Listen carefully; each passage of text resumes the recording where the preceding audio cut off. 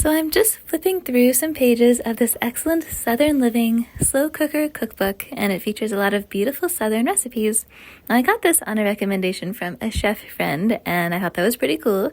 I really like the range of recipes here and how they kind of take classics and Southern classics and put sometimes their own twist on it and their own spin. Like, for instance, there's a chipotle spicy saucy barbecue sandwich, which is really delicious, and they really cover so much. There are over 200 recipes in here, everything from desserts and drinks to sides, and of course beautiful main dishes that you can try. And there's so many that even if you go through half the book, there's like so many more to try out. One of my other favorite ones is actually the vegetable chickpea curry. It's super delicious, great flavors, and it makes so much.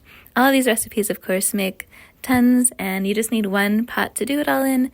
They really lay out each recipe very beautifully. It's quick to put together each one, and they all come out really excellent.